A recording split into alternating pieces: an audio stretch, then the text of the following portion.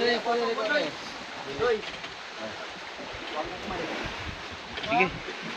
Diretso naman kayo sa bodega. Largo naman kayo natin salog. Salog na doon. Okay. 1, 2, 3, go! Ang lakas ng mga kabataan. Hindi siya kay Higaki. Fishing adventure, tara na at ating masaksihan. Sumisikap para sa kinabukasan. Dio Vlog TV, para sa pamilya lahat ay aking sisikapin para sa inyo. Lagi kong ipinang 1, 2, 3, 4. Everybody go again. Let it pop song. Yo, Dio Vlog TV, fishing adventure, tara na at ating masaksihan. Sumisikap. So ngayong umaga mga idol, magpasok na po tayo sa bodega. Iniskarga po natin yung ibang yelo. Transfer po natin sa ibang bodega. So ang napatampa natin mga idol, simula kaninang madalang araw, kahuli po tayo ng siyam. So, pero walang mga maliliit mga idol, ilang piraso lang po ang maliliit. So kalmada mga idol, matumal. So yung di tulad ng nung parang mga araw sabi ng ating company na makapasampa po sila ng isang araw na alos daga 5 po o 2 po. Ngayon kalmada na sanang Agos. Pero kahit pa paano mga idol, magpasalamat rin tayo sa Panginoon na nabigyan din tayo, may blessing po tayo. Pangalawang araw po natin ngayon mga idol. Sana may dagdag pa hanggang hapon. Diyan pong kanilang huli. So medyo na mga idol. Dito lang ng dati na taglinya 14 pataas, ngayon nasa 20 kilos na po siguro. Ayan kita. 18, pinakamababa siguro mga idol, 18 kilos. So ito na po ang tinatawag naming fighter. Ingay ni Joshua. Sige, ikaw magsalita ka. Wala akong masasabi. Ang masasabi ko lang ay wala. Wala dahil hindi ka nakababa oh. Wala. So sigari ng mga idol, hindi siya nakahuli ng fighter, pero ang dami niyang huling pusit. Mas mahal pa kaysa Di man kaunon, di, Areo. sa fighter. Yun. Grabe yung pinatla-patla na ko kanina dito sa Ito po ang pangpain nila, pero walang sumibad mga idol. Dito kanina sa Malirbot, yung sinibad, yung mga piyok-piyok ng kanilang pain o yung mga tulingan ng mga maliliit. Hindi kumain sa pusit. So nung doon pa tayo sa tabi, nakauna pong ating company, sabi nila, pag magkapain ka daw ng pusit, kahit ilang piraso, sisibarin. Ngayon wala na. Ubos na po siguro nila mga idol. So di bali mga idol, dahil baguhan pa lang tayo, baka makabawi pa.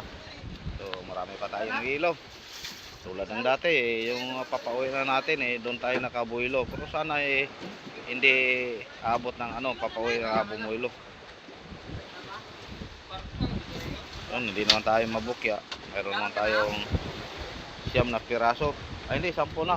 Dahil si Jackie nakahuli pala ng isa. Mga tig 20 kilos na yan mga idol. Mga 25 kilos ba.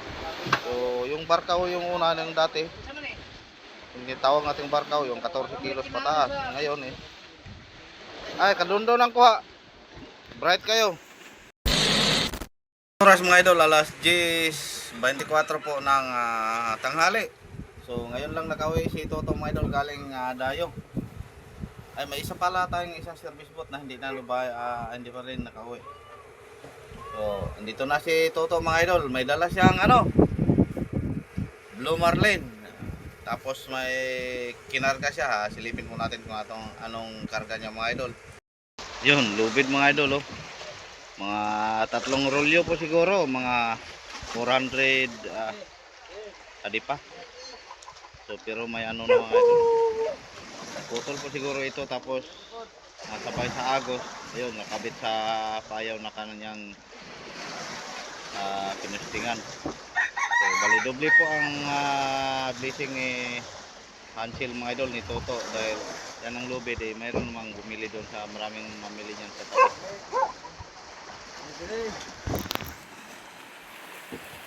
Sa payo na kanyang kinunan, may nasabit po na lubid na ano, gulo ang gubot o gulo na lubid.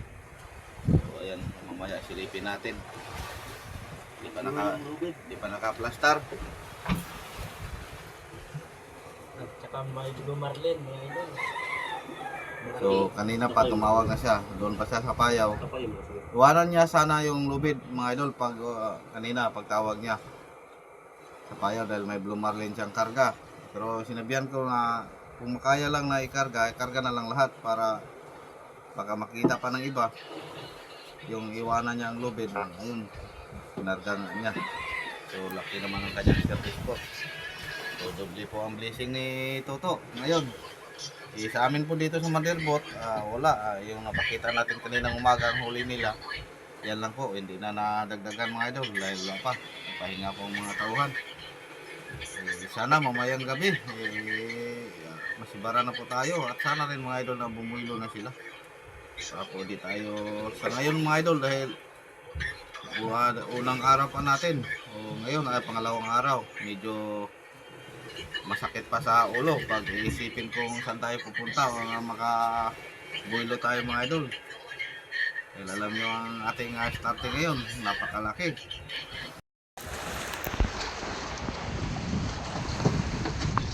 Yung mga 30 kilos pala mga idol.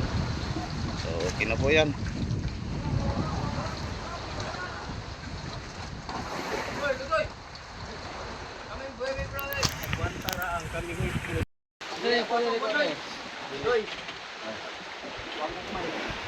Sige. Diretso naman lagay sa bodega. Largo naman lagay natin salog. Salog na na doon? Sahig na nailagay?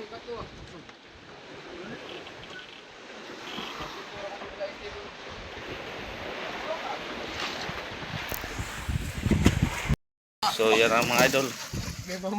Dito po sa taas natin ilagay pong lubid ni Toto na nakita. Gulo. Sobrang gulo. Danan siguro ng barko mga idol kaya naputol. Tapos nakabit sa tinangay ng agos, nakabit sa payaw.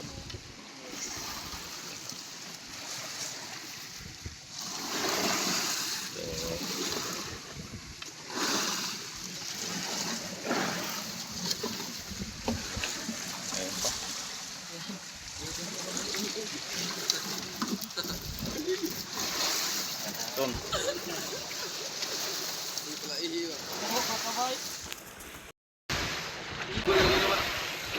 Okay, 1, 2, 3, go! Ang lakas ng mga kabataan. Hindi siya kay higakigan ko na siya ni tito niya. Yun. So magagamit lang po ito mga idol kung magawa ng payaw. Pang tali-tali lang. Hindi ito pwede ilagay sa pundo. Dahil medyo luma na. Pero okay pa ito. Yeah.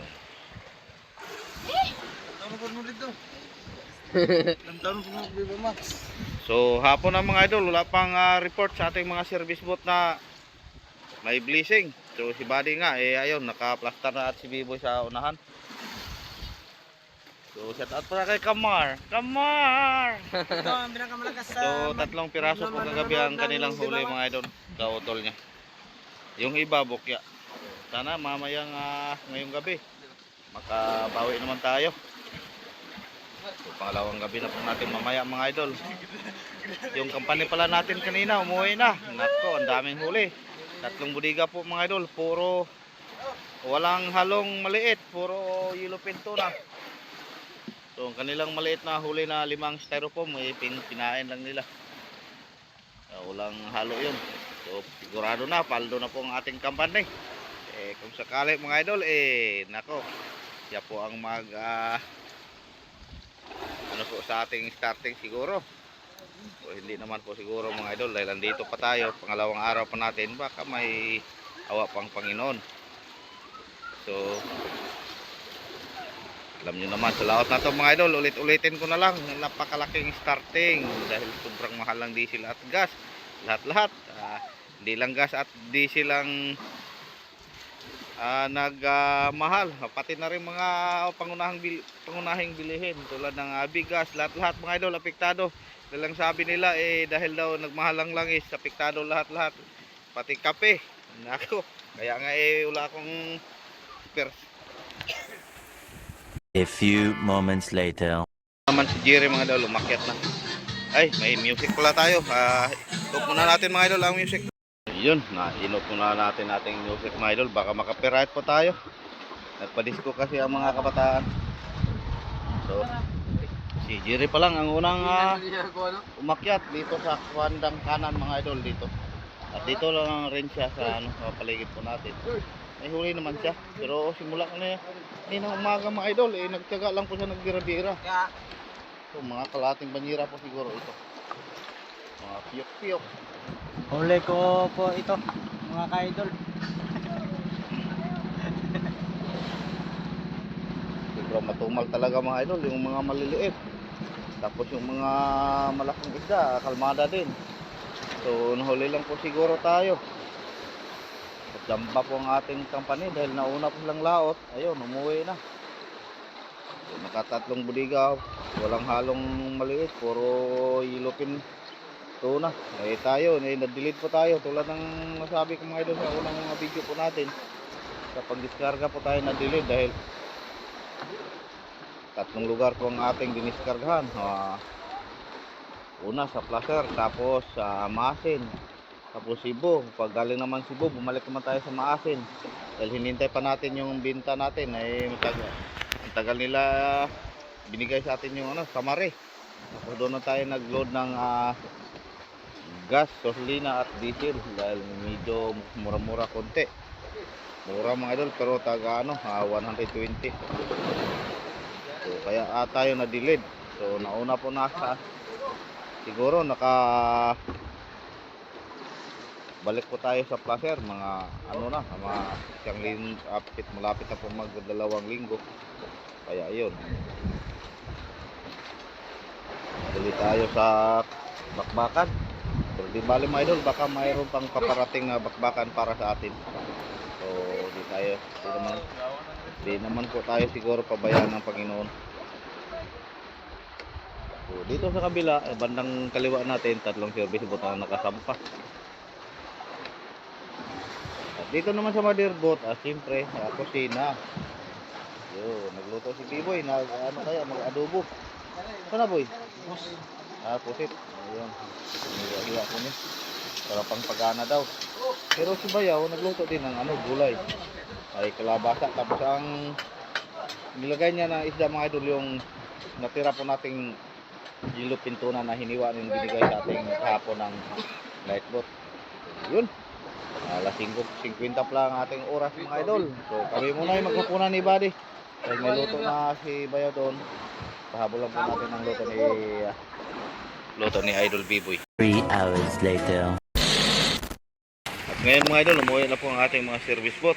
So sitting na po dito sa bandang kaliwa. So hindi muna tayo nagpaandar ng generator mga idol dahil mag-ngawil pa sila, mag-pusit para may pangpain sila mamaya.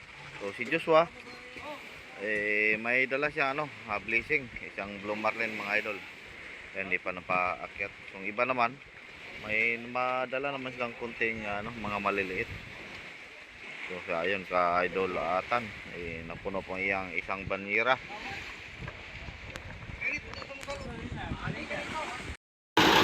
Yun mga 40 mga idol.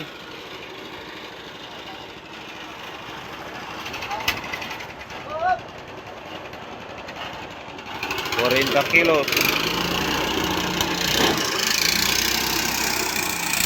A few moments later.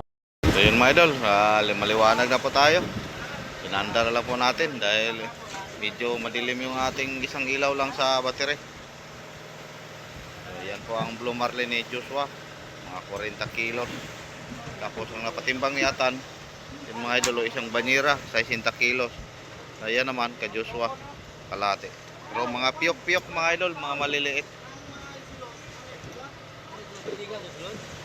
Dili.